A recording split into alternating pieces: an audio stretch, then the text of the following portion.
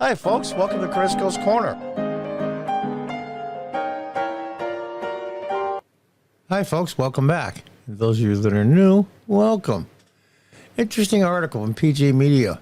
Who's the threat to quote-unquote democracy? Even though we do live in a republic, there's some democratic principles we use for the selection of our representatives and such. And it's always said by the mainstream media, all the Trump derangement syndrome people and every Democrat is running for public office, Trump is a threat to democracy. Well, they're not going to cover it in this, but one of the main threats I saw was I feel bad for over 14 million Democrats during the primary cycle in 2023 to select the nominee for president, picked Biden. Now, having said that, they threw those 14 million votes out. They disenfranchised 14 million people and put in Kamala Harris and forced Biden out. Where was their say? They should have had an open convention. There's no way that Kamala Harris could have survived it. It would have been a cluster blank, and rightfully so. So they threw out the votes of 14 million people. That in itself should tell you they could give a good damn about democracy. Well, let's read on.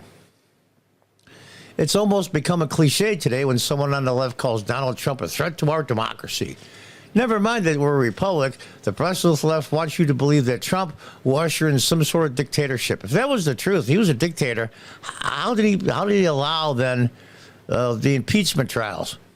How did he have all those legal problems if he was a dictator? It's ridiculous. Over the last 4 years and the 8 Obama years, we've seen what the left wants to do with power. Democrats have weaponized the federal government against conservatives and anyone else who threatens Democrat power. That's true. And Obama and Joe Biden have used their presidential bully pulpit to tell the world that we're terrible people for opposing them. Yeah, millions of people voted for Biden for re-election in the 2024 primaries. 14 million, I believe. Yet the party subverted democracy by pushing him out, installing Harris, who not only didn't win any delegates this year, but didn't win any when she ran for president in 2020. Remember? Her numbers were so bad that the California primary was coming up in 2020, and she withdrew rather than face the humiliation of losing in her home state. And Harris is giving us a clear sign that's what she wants to do with, quote-unquote, our democracy. In a recent interview, Harris says she wants to explore the idea of getting rid of the filibuster to pass radical abortion legislation in the Senate. Now, this is amazing to me because the Democrats bitched and bitched and bitched and bitched about the fact that the Supreme Court threw out the woman's right to choose, put it to the states, and wow, it's all like the adults and Charlie Brown. Wah, wah, wah, wah, wah, wah. Meanwhile, since 1972, when Roe was a decision from the court, even Ginsburg, the most liberal member, said it's a terrible decision. It's going to get thrown out. The Democrats have controlled the Oval Office, House of Representatives, and the Senate numerous times since 1972. Why didn't they do it then? Why didn't they pass a national abortion law? Very clear. Anybody that's paying attention, that is not brainwashed yet. They don't want to solve what they consider a problem. They just want the issue. She's calling for the elimination of the Senate filibuster to codify the protections of Roe v. Wade. Yeah, of course, we know that Democrats don't want to just codify the protections of Roe v. Wade. Their aim is to make unfettered, I won't say this, baby unliving legal across the nation. This isn't the first time she's made this kind of statement. She said something similar on X using the vice presidential account in 2022, shortly after the Dobbs decision was struck down. And this is her post in 2022 when Roe versus Wade was shut down. Unless you think Harris would only abuse the filibuster just to unlive babies, you've got another thing coming. During their blink and you missed it 2020 presidential campaign, she suggested dumping the filibuster to pass the new Green Deal. Where are they going to get the money for it? You know how much economic hardship that would cost? Any politician who wants some sort of new deal, it's a bad deal for everyone else. Filibuster, schmilibuster. Who cares about the Constitution? Obviously, this is a opinion piece. What's the point of separation of powers? Those pesky little things that stand in the way of Democrat power. Just get rid of them. That's what Kamala wants to do. You know, the mainstream media won't report this, which is why we have to. And it goes on to explain, you know, if you want to join PJ Media. He's absolutely right. Absolutely right.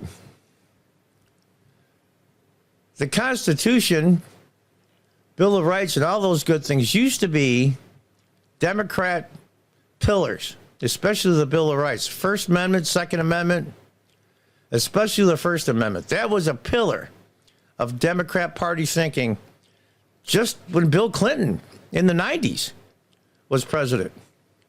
And it was ever since the Democrat Party was formed, except, of course, slaves. They didn't count. But anyway, I digress. It was the Democrats that caused the Civil War. It was the Democrats that pushed and protected slavery for so long. It was the Democrats, and they have not changed. All they changed was their tactic concerning people of color. They just changed their tactics. They're exactly the same. But I digress again. When they don't get their way, you just change the rules. Now, I'm a chess player. I play around in chess tournaments. If right in the middle of a game I started doing really well and I'm winning, my opponent makes 3 moves in a row, and I go, hey, what are you doing? You only can move once. Well, there's a rule change. What rule change? Well, move 3 times. Well, how long can you do that? I don't know. Only enough for me to win. Then we're going to go back. Oh, I see how that works. You can't have a game. You can't have an opponent with that. And they know that, of course. Just ridiculousness after ridiculousness after ridiculousness. I'm not saying the Republicans have all the answers. Far, far from it. But it's crazy. The Democrats had a chance to pass a national abortion law. What was it, 40, 50 years? 72 is 28, yeah, 50 years when it got thrown down by the Supreme Court. And that 50 years, they had many, many, many times where they could have made a federal abortion law. Do you know why they didn't do it? Because the American people didn't want it. And the congressional members didn't want to lose their seats. So they circumvented the will of the people not to have a national abortion law. And they complained about the fact when the Supreme Court turned away Roe v. Wade. It's like anything else. It just happens to be a really passionate subject, abortion. The states should decide. It should have been like that always. Too much power in a central authority, in this case, Washington, D.C., is always, always bad and always, always, always go wrong.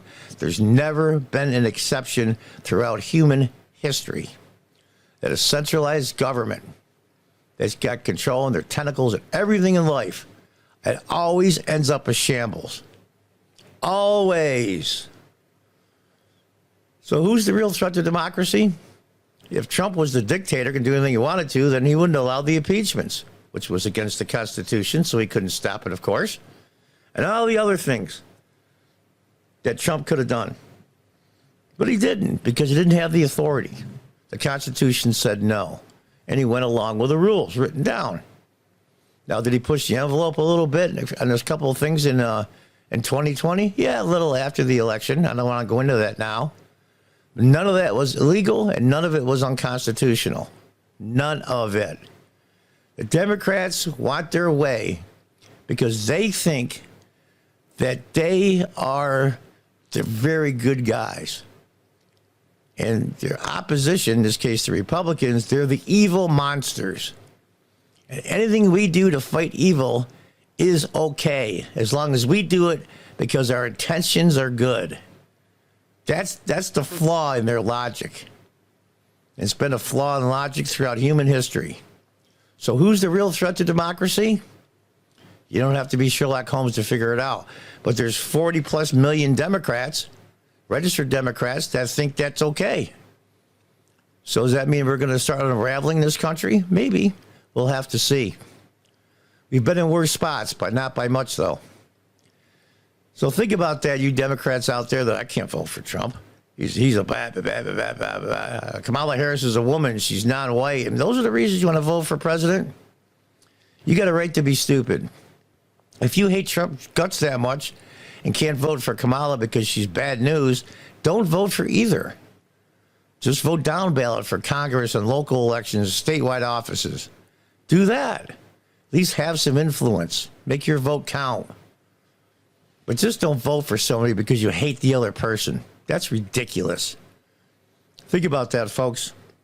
Until the next time, God bless, goodbye, and good luck.